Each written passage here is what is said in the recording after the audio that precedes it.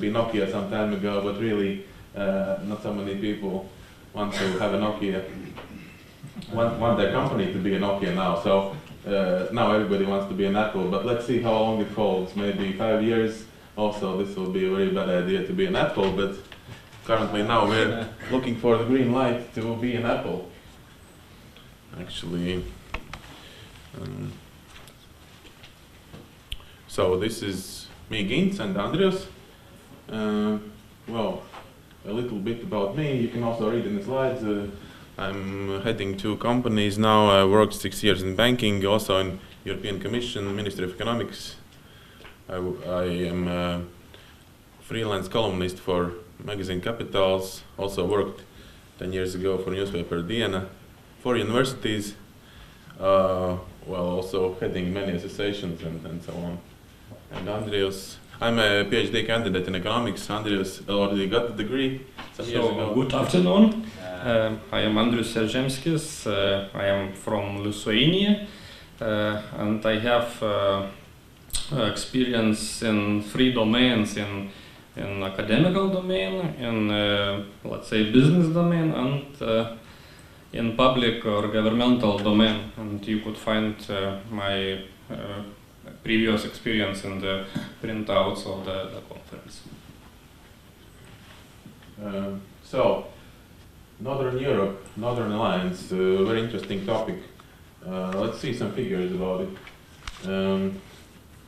This is GDP per capita and purchasing power standards, which is always used as the closest approximator of the overall wealth of any country. So we can see here Norway, of course, much oil in a democracy, very rich. Luxembourg, Nicholas country, which is not Northern Europe usually, but it's also not very far, is the richest, but Norway is second. Now here you see Norway, Denmark, Sweden, Finland, and now there's a gap somewhere in the beginning. There is a dividing line, and here is Estonia, Latvia, Lithuania in red. So we can see that it's still 2 different parts, and 5 plus 3 is an interesting topic, but we have to be aware of the differences. But we want to be apples actually, also in the Baltic countries, so we have to do something about it. This is one way how to become an apple, and not a Nokia. So I just put some Latvian companies which I think have a future, which are quite young, because everything here is quite young. Actually, I run now one company which was founded in 1992, and it's as old as it can be in Latvia approximately, but maybe not all you know of these. And here is the Nordic companies, which I think most of you know very well, and they generate a lot of cash. And these Latvian companies, like the young apples, are still in the beginning phase. I mean, they make some money, but it's not really billions like in the established innovation companies in Scandinavia and Nordic countries. So yes, it's difficult for the young Baltic country companies.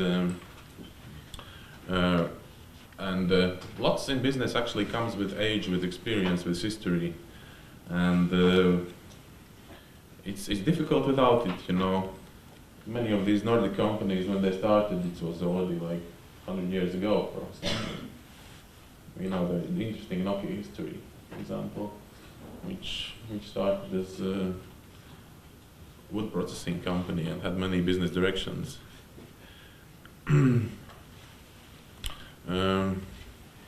So actually, what is important? What is the difference between the Nordic and Baltic countries? One of the things is the overall organization of the innovation systems, and here we can use the triple helix approach introduced by one guy, Henrik Etskovits, and it actually talks about the cooperation between academia, business and government, and it should be very close. And I know many cases in the Nordic countries where it's working perfectly. Just 2 weeks ago I visited the Swedish Institute of Computer Science, when 1/3 of the money is donated by the government through development agency, 1/3 by university, and 1/3 by companies like Ericsson, Microsoft Research, and many others. And it's working perfectly. And still, in the Baltic countries, we see many of these links are very weak or even maybe non-existent. This is actually my original illustration, which I developed because I think we have to visualize it. It's very good to visualize things, and here is the ecosystem. You know, small companies with few companies with large turnover, and many companies with small turnover, micro companies. And here is university and government, which all interact all the time. And both the very large companies should interact with academia, and both the very small companies should start and interact with academia, and government should be keeping track of it. And there is also a fourth element, which many experts and researchers think that is very important. I also think it's very important. It's the financial system, actually. So I developed this illustration that innovation system consists of these 4 parts. You have to finance things somehow, and actually the traditional banking is not very good in financing innovation. Not saying that you cannot do it completely, because, well, a bank is like a Lombard. Yes, you put a house in there, and you get another house in cash out. But not everybody has a house, and not everybody wants to invest in it. So risk capital is really crucial for the innovation system to develop, and for the young apples to work and reach fame and billions. So that's about it. So to start in the garage and grow a $1 billion company, how it also often happens in the United States, in California, especially Silicon Valley, we need also this start money, seed money. So this is a very interesting slide, which I like very much, but it's actually very offending to Latvia. I'm sorry. This is the European Innovation Scoreboard, actually, as it used to be called. Now it's called Innovation Union Scoreboard, but it's basically the same measure. I've seen this. I worked in Ministry of Economics in the Innovation Department, so we were looking at it 10 years ago, and it was not even that bad as it is now. It's a complex measure. Andrius will talk about it later, what it consists of, but we can see that the total innovation score is the best in Sweden. It's the best country in the European Union, so congratulations to those Swedes which are here. So Denmark is closely following. Also, yes, congratulations to you. And Germany, Finland, actually. These northern countries are so excellent in innovation, actually, that everybody should take example from them. And then there is Latvia, which is the last. Actually, Bulgaria and Romania are much better.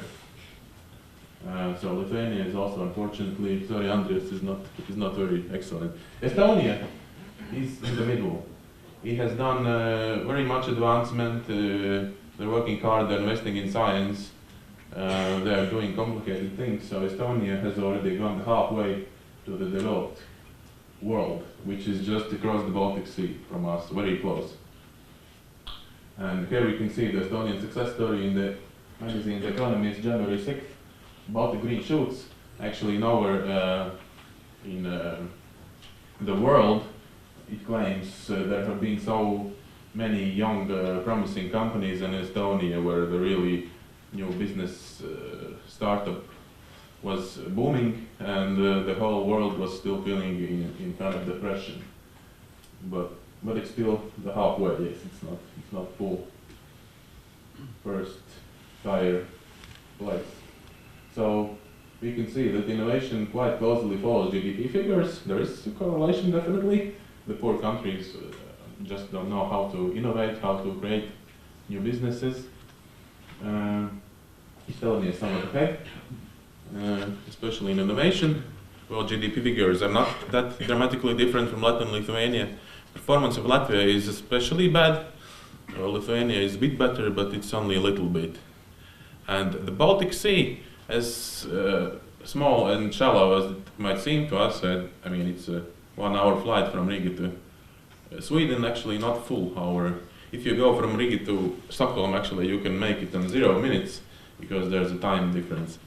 And if you go into the boat in the evening in Riga or Tallinn, you definitely wake up in Stockholm in the morning. But the difference is so deep between Latvia and Sweden, for example, that it's hard actually to measure almost. we are on the opposites.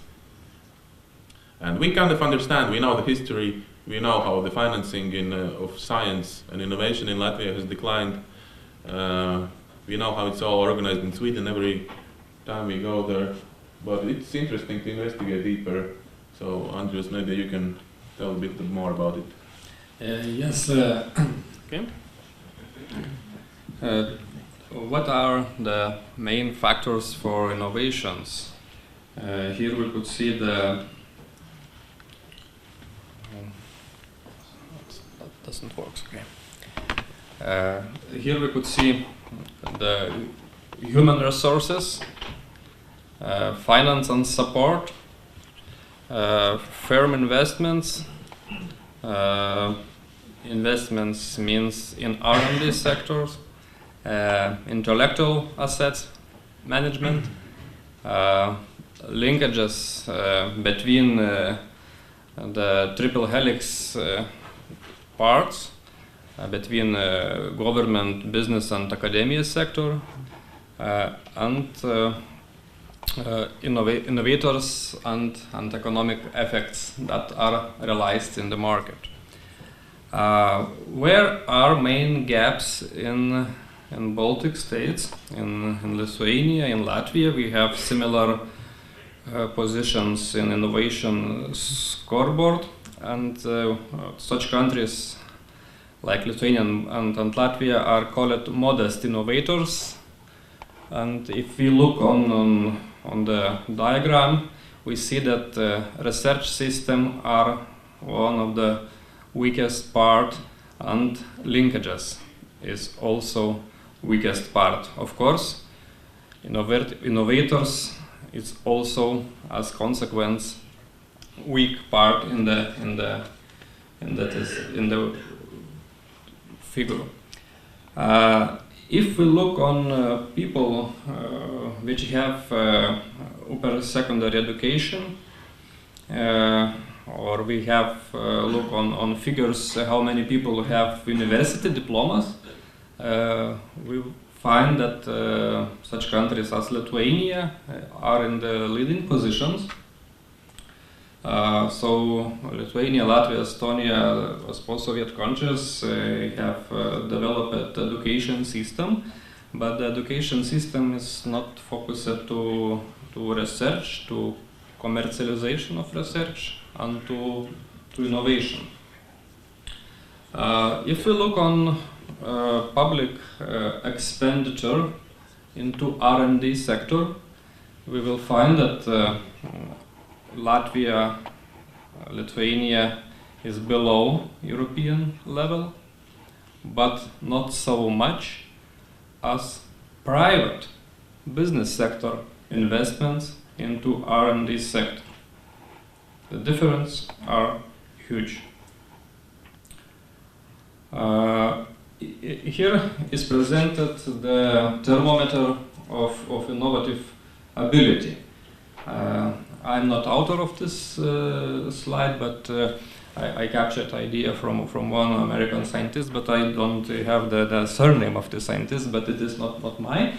But idea is presented that we have thermometer and we have the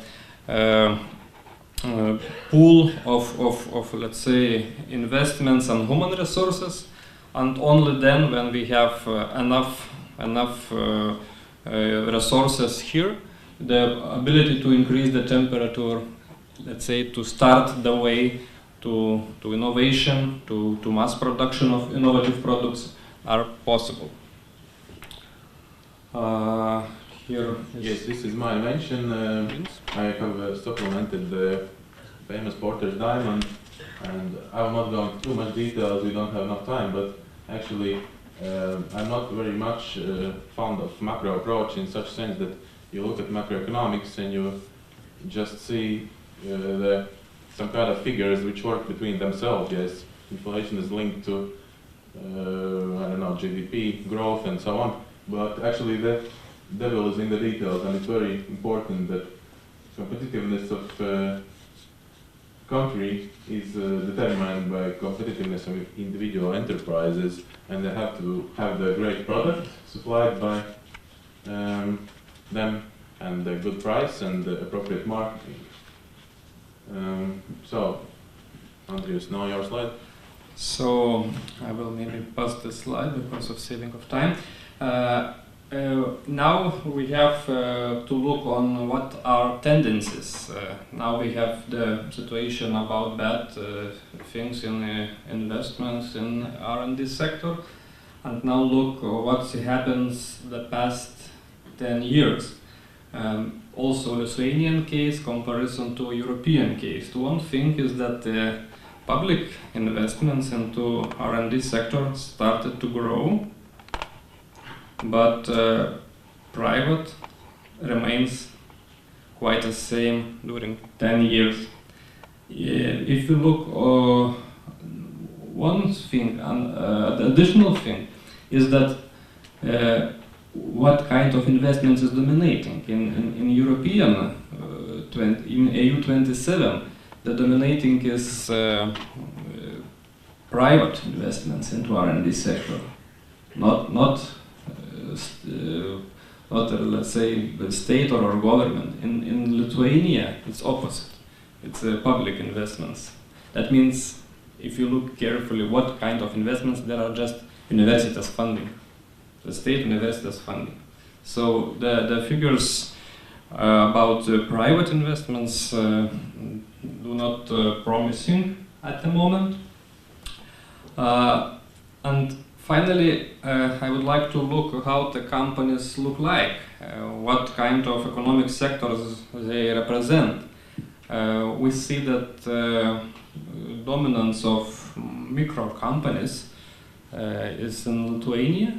And one thing, the crisis affected reducing of number of those companies. The lot of bankrupts came after crisis. The bigger companies survived better.